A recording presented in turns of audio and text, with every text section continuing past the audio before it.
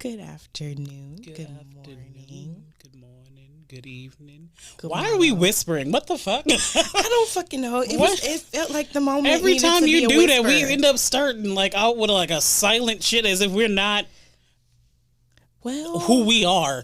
hey, I just thought it needed to be like a little, No, it's real sophisticated. Mhm, I say yeah. fuck like 5 times an episode. You really do. You like to let that shit fly. and Fuck is I- my favorite. It is a great word. Yeah. It really enhances a sentence. It's an interjectory. It is. Just like abso-fucking-lutely not. Yes. Yeah, it's not absolutely fucking not. No, it's abso-fucking-lutely not. Like, it's just... People just use that word so wrong sometimes. They do. And I They just, do. Anyway, so a couple things. This is episode 6, Episode 6. Oh, wow, we are. and we've officially been doing this for a month. Oh my God, it's our month anniversary. Yeah. Oh my God, I'm so happy. It's been fun, It hasn't has. it? It's been really fun, actually. I really like doing this. I actually like you, I like you a lot. I Oh, like doing this with you. it's fun, isn't it? It's great. Oh, God, that was such a sickening moment. It was so gross. Oh, God. You know what?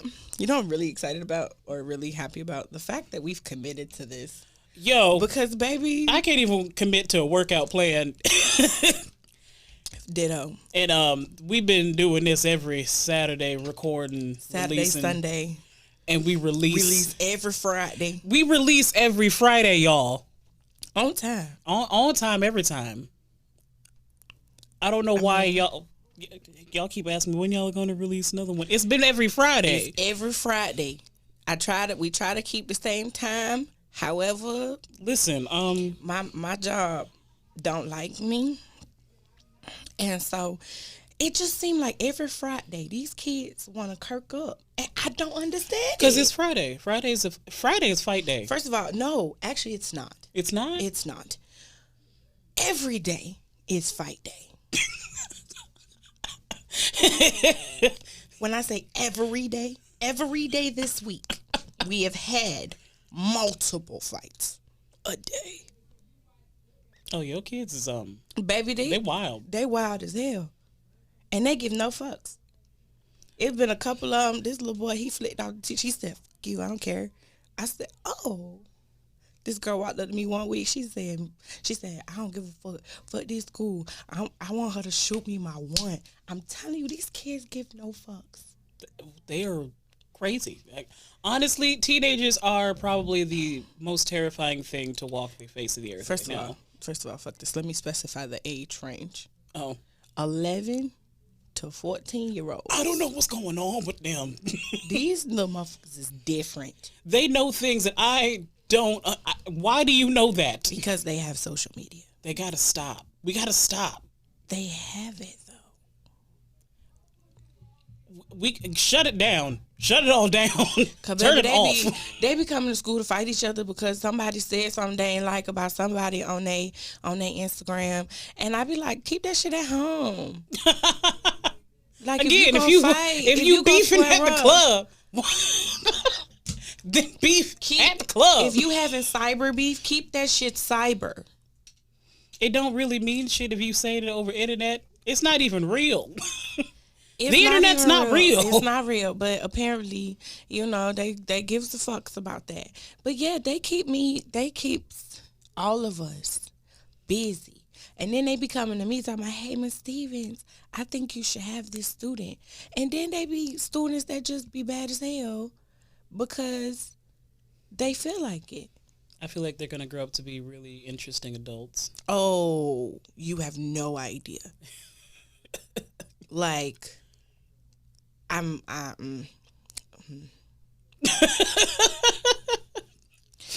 They're gonna be fun adults. no. They're gonna be No. storied No. adults. No.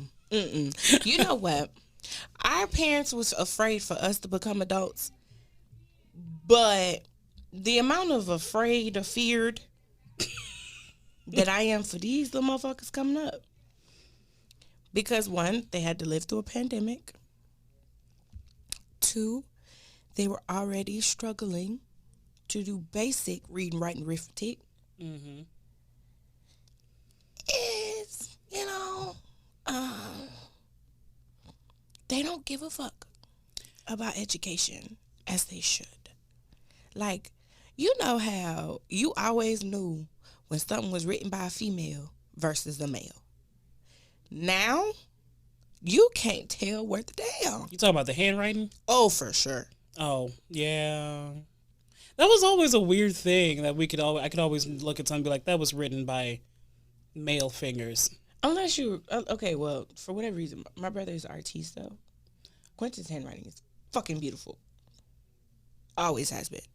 It always looks like he's, like, purposely drawing. Beautiful. It's so pretty.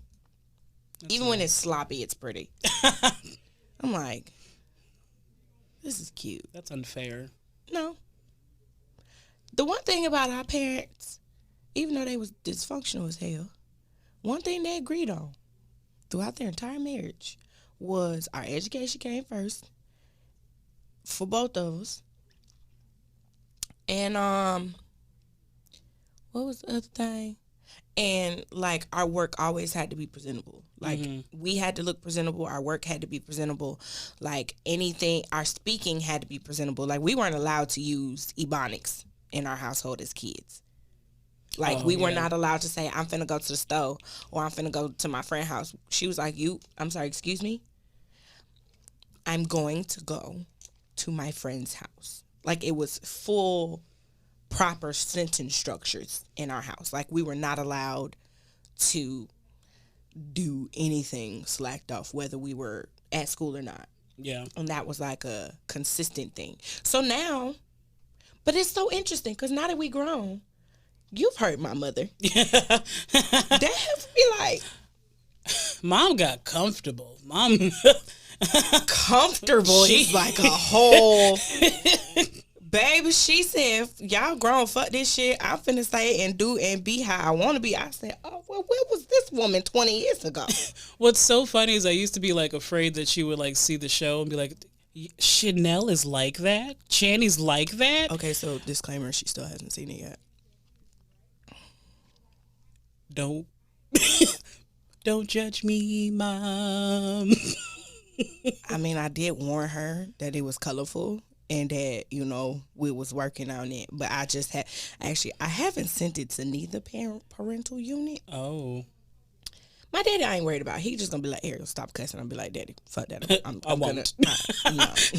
I'm this just is mine. They do what they want. The adults that are in my life are gonna see me and see this this show and be like, she talked about sucking dick for 15 minutes. We didn't talk about sucking dick for 15 minutes. It was more like less than 5. But the fact that you said gawk gawk 3,000 I sure did. That is still a great moment. Sure but did. again, like, I'm sorry, but I am less than a year away from 30. If you don't know that my mouth is vicious by now, I've said some things around my mother. She was like, oh, wow, I can't believe I'm having this conversation with my daughter. Yeah, you are, sweetie. I have those experiences with my sister. Have a different kind of conversation with her Mother's Day, and she was not prepared. Hell, we weren't prepared either. We still look at her like, huh? Listen, you find new things out about your parents as you get older. I actually find that, and actually this kind of like just goes into our topic for this week about adulting and how different things are now that we are full-fledged adults. And it's like, you realize, like, first of all, them grown-ass conversations they told you stay out of, bullshit. It's nothing but some gossipy ass, childish ass. It really is. They were like, "Don't stay out of grown folks' business." What are y'all talking about? How to manage business? What are you talking about? Taxes? No. Who was fucking who? The same shit I was talking about when I was at that age. Like, literally, it's just y'all just bigger. That's it. However, it was just certain things about the certain people we weren't supposed to hear about. So, like, conversations my parents used to have with each other. Me and Quincy ain't need to know about that. That was not a conversation we needed to have. Yeah, because you don't need to know that Auntie so-and-so been doing what and what. And honestly, the stuff that we even did find out when we did become grown about our parents didn't come from our parents. And that for us was like a head scratcher, and we were really upset about it because it was like, y'all do realize they still birthed us, even though we grown. I don't need to know their business. I didn't need to know. There's some facts I'm just like, I don't need to know that about my mother or my father. Like, I thank you, but no. And realizing that, and then just like, which is why I was like, I'm really happy we decided to stick to this, because our schedules during the week conflict. Ooh. I work a vampire shift. She do. I hate her shift. And I work 9 to 5. So, you know, actually, wait, I lied. I work 9 to 5 for my main job. And then my second job, I work 6:45 to 10:30 p.m. Monday, Tuesday, Thursday. So, you know what's funny though? As much as we be busy, we still find time to like FaceTime each other like multiple times, many times. And do, because I be like, oh, let me call her. We gotta talk about this. And then we sit there and stare at each other. She get her work done. I get my work done. We don't be saying shit for the longest period of time. Those are my favorite kind of friendships. Though I ain't saying shit. You ain't saying shit. But we here. I can see your face. Yeah, we here. We do what we need to do. Cause you be on your, don't you have training for the next few weeks? Yeah. So you be training, and then you pop in, you do what you gotta do, and then we be doing what we gotta do. I still gotta work on your thinking too. I ain't forget. It's just the and we got to talk to you know our media manager, social media manager. We have a social media y'all. Manager. We professional. We professional at full. Mm-hmm. As I said, professional at full. And so, yeah, it's definitely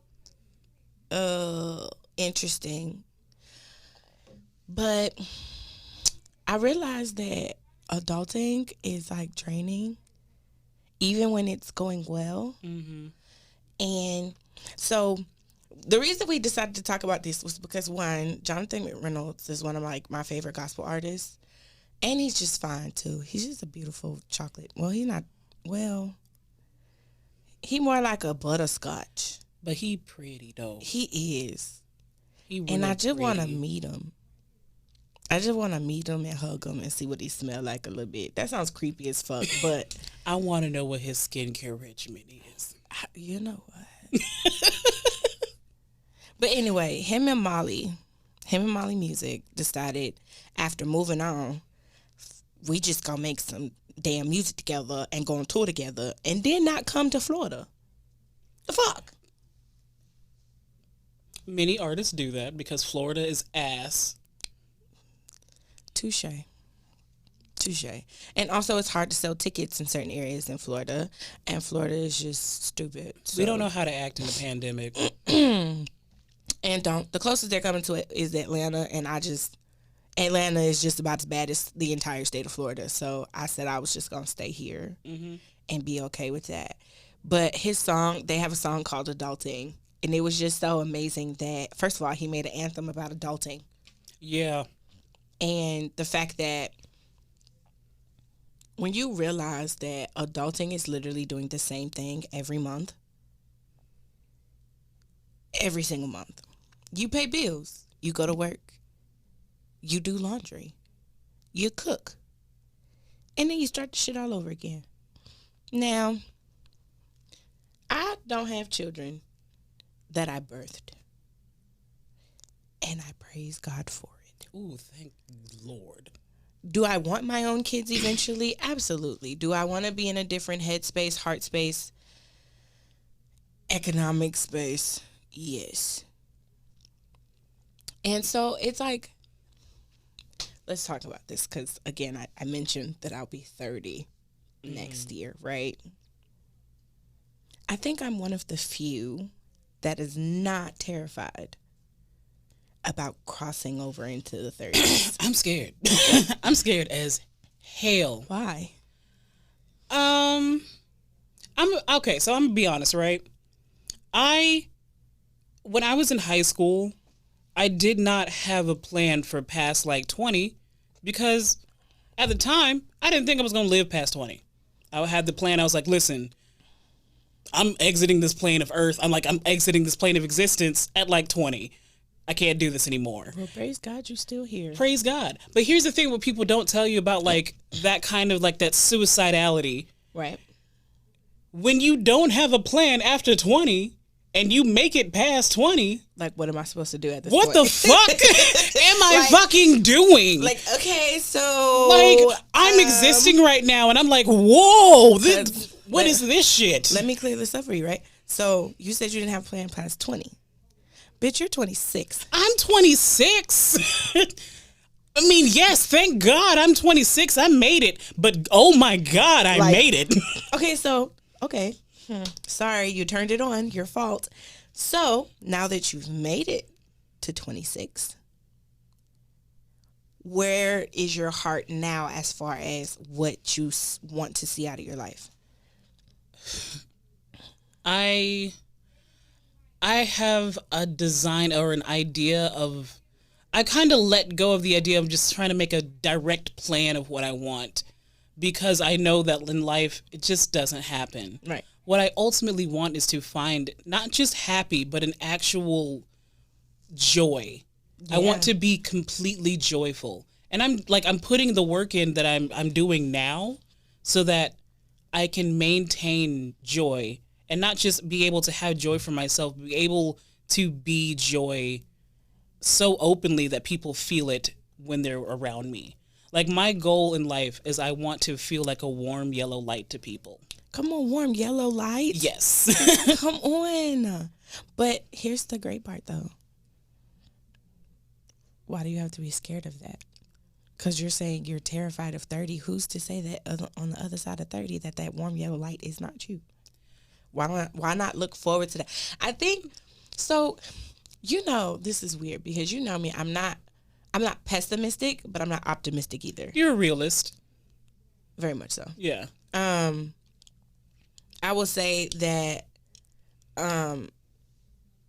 it's not unfortunate, but I did not grow up being able to have the rose-colored glasses on, or the fantasy or the fairy tale that most people think about life. Like, first of all, I was looking at a prime example in my household of pure dysfunction. The fuck do I think? Disney was a great escape, but it did not become my reality. Like, I did not think very much so that Disney was how life was going to be. Yeah. Never once did I ever think, oh, I'm going to grow up, I'm this princess. First of all, now I think about it, nobody in my household called me a princess.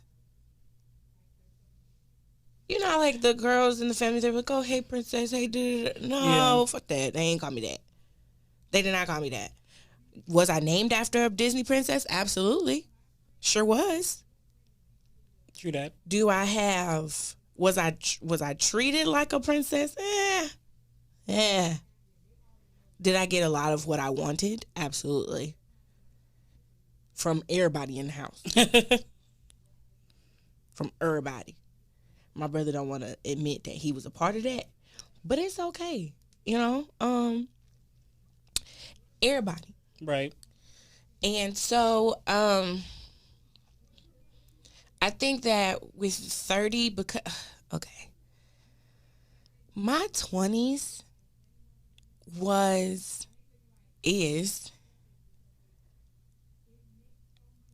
it was fun. It's been fun. A lot of moments were fun, especially during college. It was definitely a lot of fun, both times. Let me specify because people might think, okay.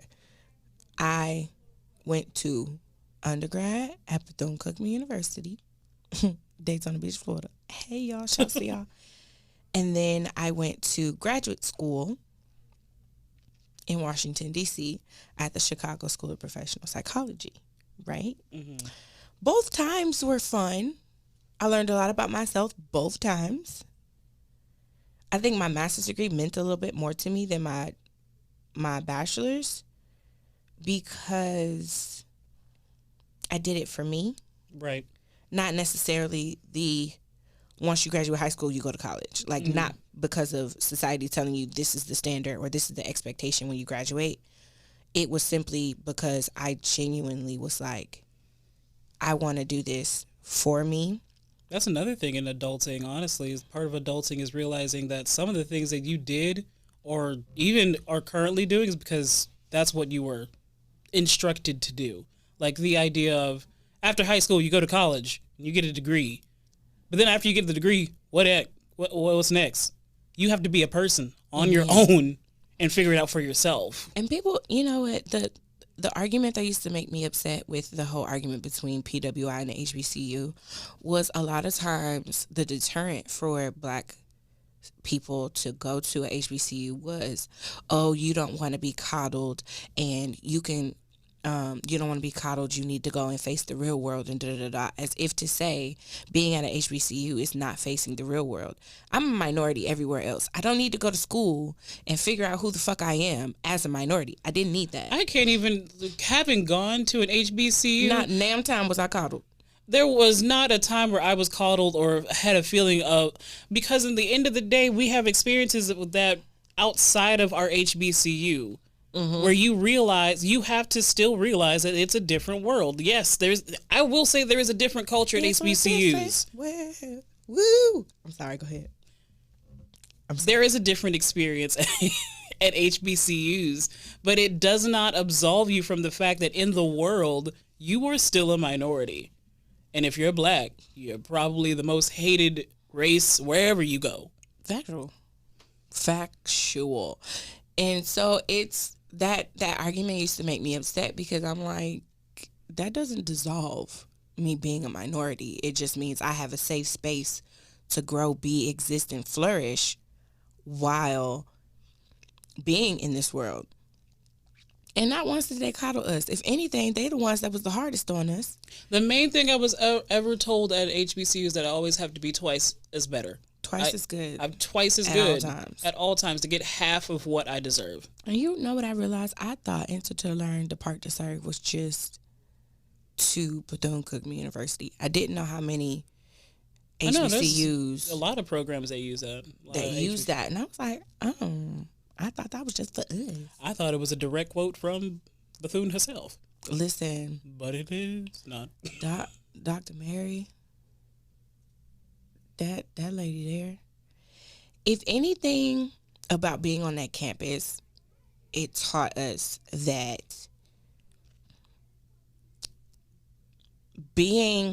existing and choosing to do something different is always going to look crazy. Mm-hmm.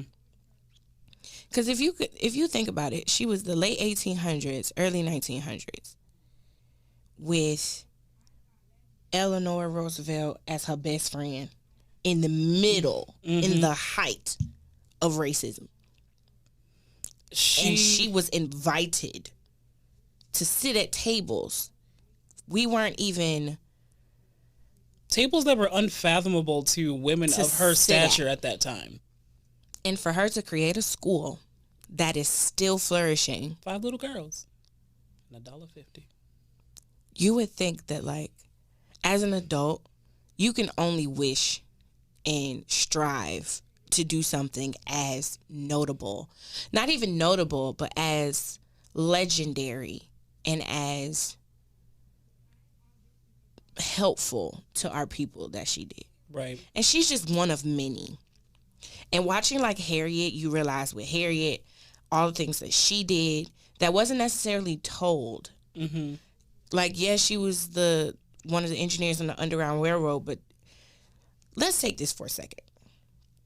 She went 100 miles on foot by herself, having fainting spells. Yeah. By herself. Who would have thought? Can you fathom walking 100 miles today? No. 100 miles. That's from here to Deltona. That's 100 miles. Mm-mm.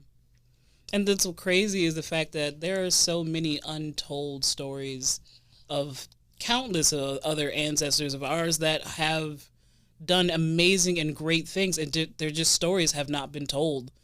Like, can you imagine what it would be like if we could unearth those stories? And they're still being unearthed. That's why I did Women's History Month instead of like just Black History Month. Like, I don't do like Black History quotes. I literally went scourging for Black women, right, who had some sort of impact on Black history.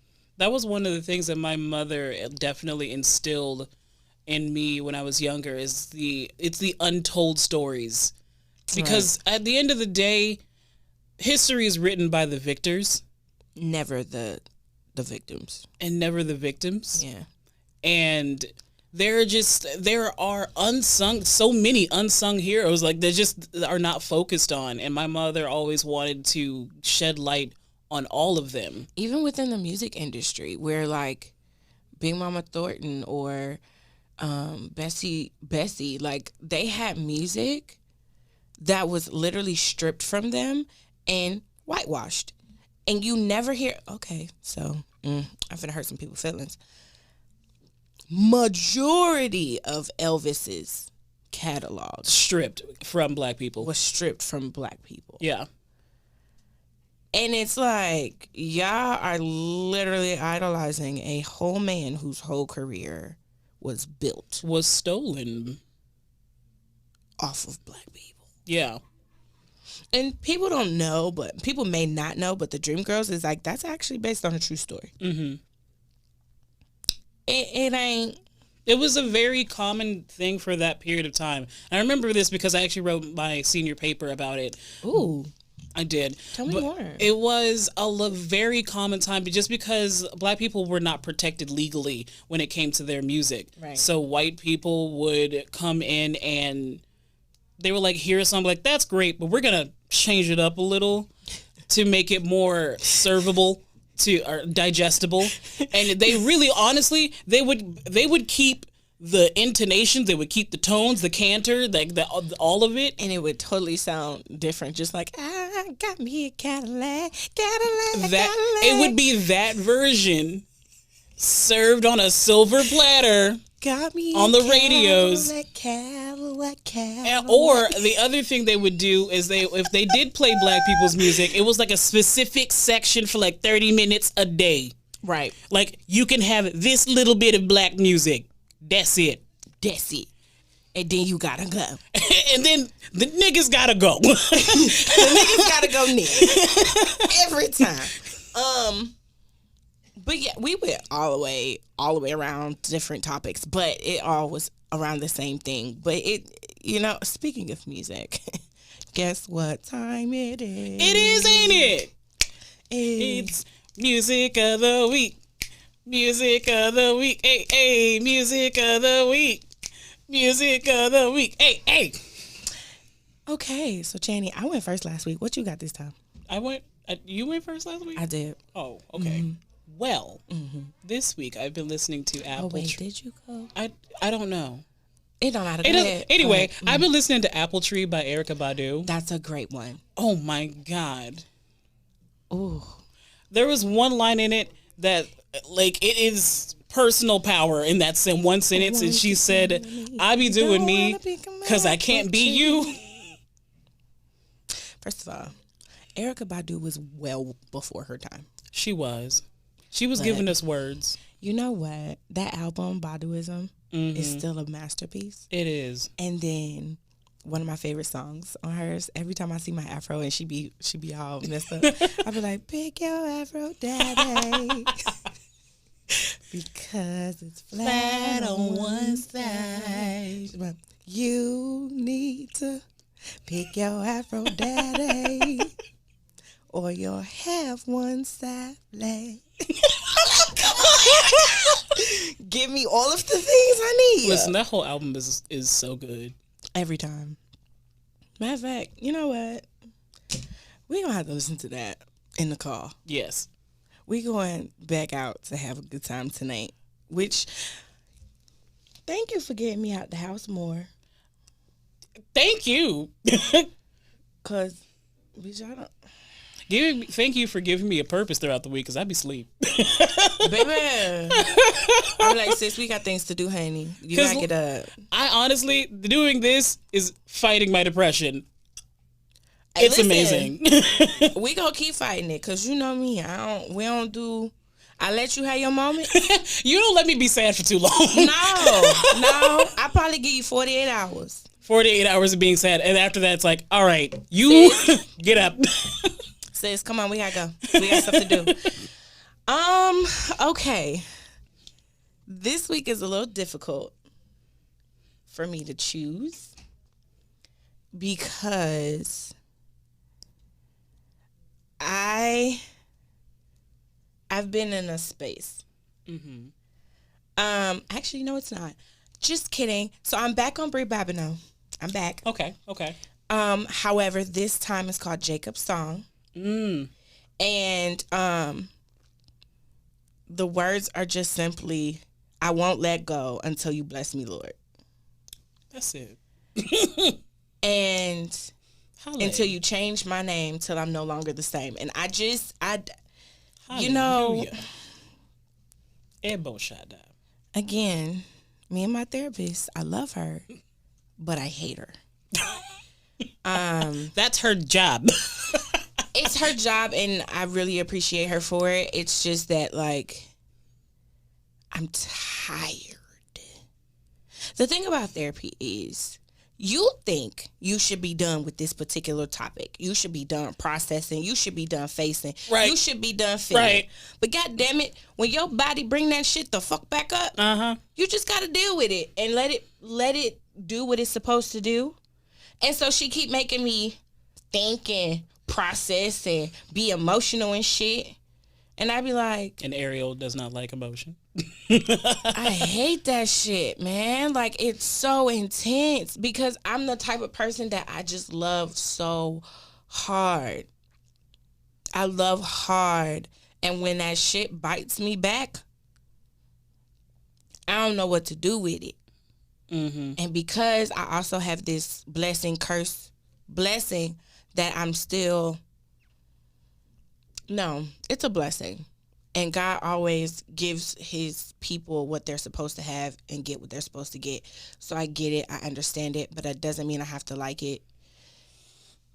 I am one of those people who will continue to love and continue to be vulnerable even when everything around me tells me not to. It is very hard to do that. And honestly, that is a powerful gift. That is a very powerful gift. Yep. And today I got confirmation. I watched church this morning, right? I got confirmation. And he was just like, just shut up and be obedient. Okay, but Jesus, like, I don't like it though. That be that shit. Sometimes I be at my altar and I be arguing with God and I just be like, and I just realized that he just sometimes be like, shut up and be obedient. Okay. I literally have it tattooed like on my, like the instructions of God to me specifically tattooed on me. Be still, fear not. And every day I'm like active and scared. Now the fear part, I don't have the fear, but I realized that the faith part is hard. Faith is hard. It is. And so, okay, so we'll talk about this offline. But yes, we got to come back to that. We're gonna have a faith-based episode. We're just gonna talk about it because I realized that we have a really strong faith, and that even in our friends group, all of us have a really strong faith. It's just hard. But this has been another episode of Code Switching Naturally. You know, all that YouTube shit, like, comment, share, subscribe, tell a friend of a friend. Make sure you ring the little post notification bell thing so you can know when we post it again. It's every Friday. Every Friday, y'all. Every Friday. Every Friday. Every Friday. Why do we get like 80 views on a video and we only got 30 something subscribers? Subscribe, damn it. I'm happy. Thank you for the 30 subscribers we do have. Y'all follow directions. I love y'all. Y'all obedient. Be obedient. Be telling y'all what to do. I mean, you know. But okay, guys. Until next week, I'm AJ. I'm Channy. Bye.